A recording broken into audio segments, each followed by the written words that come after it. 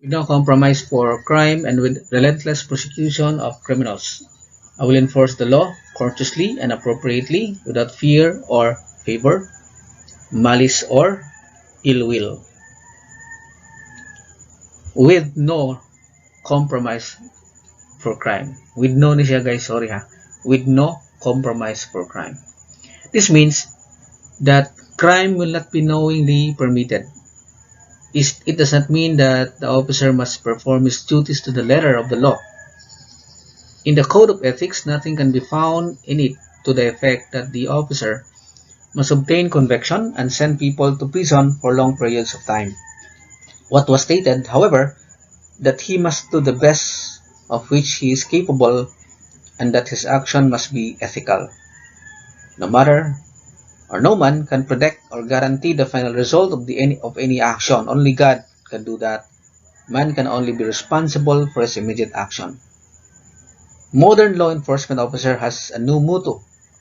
Be firm but fair. Ito yung bagong motto ng pulis natin. Religion teaches us to hate sin but love the sinner. Meaning, to hate the crime, not the criminal. But it is easy to hate criminals and be consumed by flame of own hatred later. It is not the duty of law enforcement officer to punish the criminal. Don't forget on that. It is not found in our present system of criminal justice. Ang rule ng pagpapanis ng mga criminals ay nandun sa correction saka sa penology. Do not forget on that. You are not mandated to punish them. It is the duty of the correction system. An angry officer will only make his job more difficult. Officer can and must be tough as the situation demands, yet without personal vindictiveness in a way of treating criminals. His tone of voice and demeanor usually indicate that he will not be walked on, yet his actions are fair. Again, do not forget, your task as a law enforcer is to enforce the law. Your task as a law enforcer is to investigate crime, maintain peace and order, prevent crime to happen. Do not ever forget na ang trabaho sa pagpapunish ay hindi sa iyo kundi sa korte at sa correction system. Huwag mong ilagay sa kamay mo ang batas. Not unless necessary. Just like protection of yourself from harm, self-defense, or protections of others.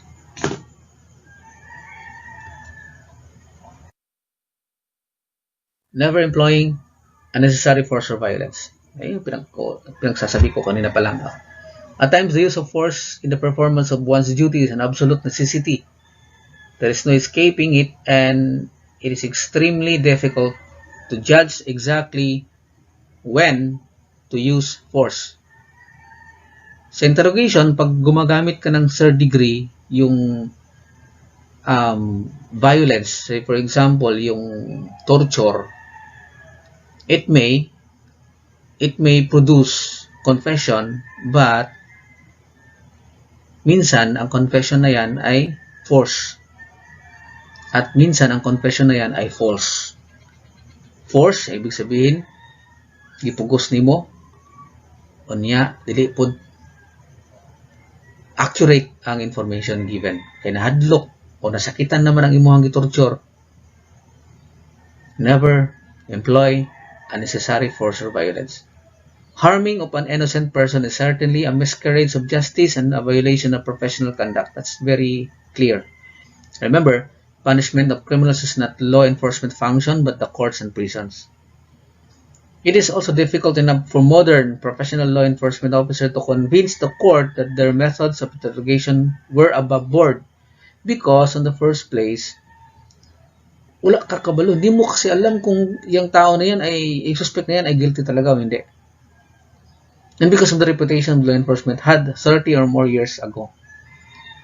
In society that is so conscious of the rights as ours in today, the use of force or violence as common practice would invalidate all police efforts and sacrifices. Lahat ng sakripisyo na ginawa ng police, lahat ng efforts na ginawa ng police surveillance, arrest, buy-bust, it would not be validated.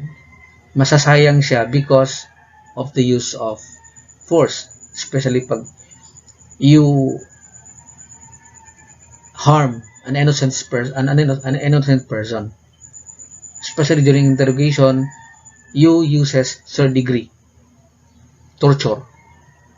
Wala, kurot na ng imuhang lahat ng procedure, lahat ng na-follow mo na procedure, water. No?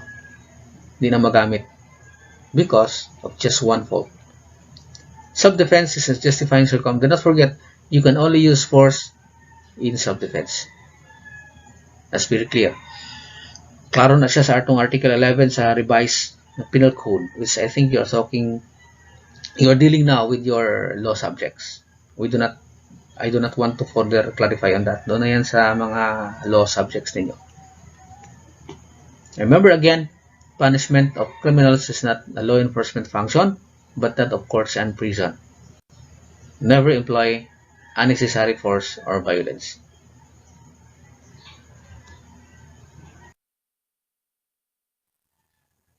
Never accepting gratuities. Ano ibig sabihin nito? Gratuities take two main forms, and both ethics and rationalization enter the picture. First is the gratuity given by a person with the sole intent of receiving something in return. Second, one gratuity that is given solely but of respect for law enforcement and job that the police officers are doing. Those favor gratuities usually feels that the second form is alright and not the first.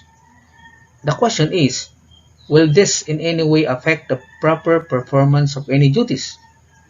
In other words, if and when the person giving commits some violations an hour or a day later, would be in all conscience the officer be able to treat the same as that of a total stranger? The use of the word never in relation to accepting gratuities indicates that this is a necessary and essential prerequisite to professional law enforcement. To be truly professional, we must first be ethical. Diba? Yun ang pinag-uusapan natin palagi, ethics.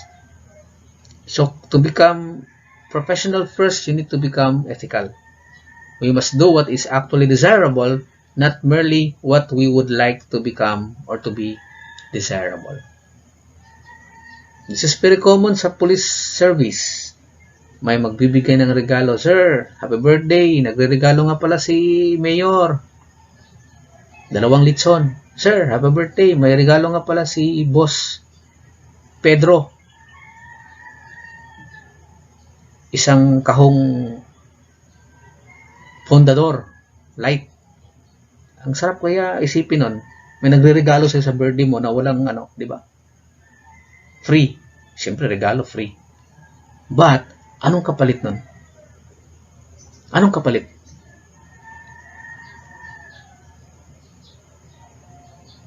Diba? Think about it. Think about it, guys. Anong kapalit nun? Itong mga gratuities na binigay sa'yo. Napaka-sensitive na issue na to. Dalawa kasi purpose. Yung sabi ng iba, nagbibigay kami sa'yo because nagbibigay ako sa'yo because I wanted something in return. That's number one. Number two, nagbibigay ako sa'yo because I respect what you are doing. Magandang isipin, magandang pakinggan. I respect what you are doing and I would like to give you this as a reward. But, again, what is the effect on the performance of your duties? What if si Mayor nagbigay sa'yo, si Boss Pedro nagbigay sa'yo, and later on, nahuli yung kanilang mga anak, or nahuli yung kanilang asawa, or nahuli yung kanilang kapatid na gumawa ng isang krimen. Tapos sabihin ni Mayor, Sir, ano bang pwedeng gawin natin dito? Para naman hindi masyadong mahirapan yung kapatid ko. What are you going to do? Anong gagawin mo ngayon? Pag-isipan mo yan, ikaw naman yung magpupulis. Hindi naman ako. Good luck. Okay, let's continue, guys. The badge of my office is a symbol of public faith, and I accept it as a public trust to be held so long as I am true to the ethics of police service. Itong section na to ang pinaka-overlook sa facets na law enforcement. This distinguish the difference between law enforcement and ordinary job. Diba yung sinasabi ko kanina, yung trabaho ng isang artist kumpara sa trabaho ng isang police. Enabling the officer to suffer the difficulties that he held at times so frustrating and discouraging, especially if you're an idealistic police officer. Before a badge and uniform is issued to a new officer, he should be thoroughly familiar with the code of ethics and especially the section. Kaya nga sinasabi ko, ngayon pa lang, kainin mo na tong code of ethics na to, tapos isabuhay mo na. Isabuhay mo na. Make it a way of life. He should understand that he is one of the select few and his job is a public trust. Must be earned. Again, hindi mo pwedeng ma-earn ang public trust just merely donning a uniform, having a badge or a gun. You must earn it. Any personal reward will not be obtained from the public itself, for the public is a difficult master. Yan, sinasabi ko. The public is the difficult master. Scorn and ridicule. Laging nakatingin sa'yo. They look at them, they look at you in a spyglass. Hinahanapan ka ng butas, hinahanapan ka ng mali. If there is to be personal reward, it can only come from the job itself or from knowing the true significance of the job and the essential role that it plays in society. Perhaps, ito guys, take note of this one. Perhaps, ang pinaka-reward talaga in becoming a law enforcer is the self-respect and satisfaction that comes from the knowledge that the job was done in a truly professional and ethical manner. Diyan, doon mo kukunin yung strength mo. Nandyan yung greatest reward. Hindi sa mga plaque of appreciation or sa dalawang litson, but sa self-respect at satisfaction on your part na nung ay naging police, you have done everything you could in ethical and professional manner. Okay, last one. I will constantly strive to achieve these objectives and ideals, dedicating myself before God to my chosen profession, law enforcement. Proficiency in law enforcement involves mental, moral, and physical conditioning. Kaya nga, sa school pa lang, napaka dami yung training ninyo, no? You have the ROTC, physical training, as well as mental, intellectual. You have defense tactics, physical conditioning, as well as mental, intellectual. Because doon natin makikita if you will become proficient. Doon natin matetest yung proficiency mo when you become police officer. An officer who let himself sleep physically is certainly not able to protect society. Diba, sabi ko nga, the last time, nag-post ako, diba? You take good care of your health. Take time to take good care of your health. Or else, talagang you will have time to take good care of your sickness. An officer with good physical conditioning has more confidence in his ability, which will be sensed with those whom he deals. Yeah. Nakita mo naman kung sino yung pulis na palampa-lampa, di ba? Kumpara dun sa pulis na sakto yung training, sakto yung physical conditioning. Unfortunately, some officers either forgotten or greatly neglected this, since it is sometimes left up to individuals to keep oneself in shape. Another way to keep abreast is to devote so many hours to reading procedural books, police manuals, professional law enforcement journals, or magazines available.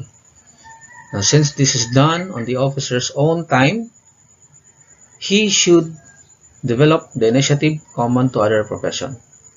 Kaya nga meron tayong continuing professional development, CPD.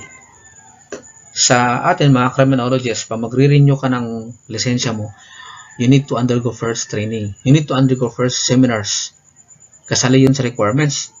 Kailangan you have to abreast yourself to new knowledge, to new trainings and skills development, or else you will be stuck in there. Same with our police officer. So, aside from being healthy physically, you should also be healthy mentally. You should also develop your intellect. You should also develop your continuing profession. You should keep yourself abreast with the new technologies in law enforcement. Dili siya pareha sa kanang magtrabaho gani ka og factory. Have you tried working in a factory? I have tried that one some years ago. Napaka-boring, para kang robot. Di mo pinanggamitin yung utak mo. You just follow procedure. But if you become police officer, napakarami mong, so many facets of your physical, of yourself, kailangan mong gamitin. Mentally, physically, intellectually, morally, you need to harness them. That is why, kahit police ka na, kahit nasa service ka na, kahit walang nagsasabi sa'yo na mag-jogging ka nga, you still need to keep yourself in shape. Kahit walang nagsasabi sa'yo nga, i-review mo nga yung procedural manual natin, you still need to review them from time to time. Or else, mahihirapan ka sa trabaho mo. So, physically, and mentally and morally, you should develop yourself. That's a never-ending continuum cycle. You do that all the time. Now, this code was broken down and discussed in the effort to awaken greater awareness to achieve professional standing. However, take note guys, knowing and understanding this code is not enough. It must be practiced as a way of life.